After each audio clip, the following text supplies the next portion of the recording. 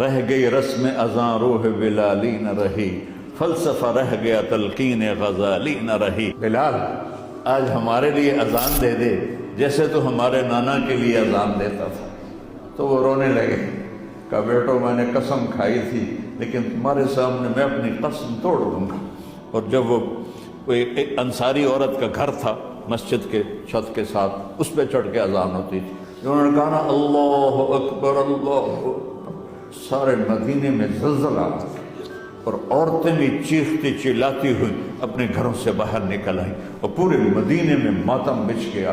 آپ کی اذان گونج رہی تھی اور سارا مدینہ نہیں، مدینے کے انسان نہیں، جنات نہیں، در و دیوار بھی بلک بلک کے رو رہے تھے۔ اللہ کو محمدی بن کے دکھا دو، اللہ راضی ہے۔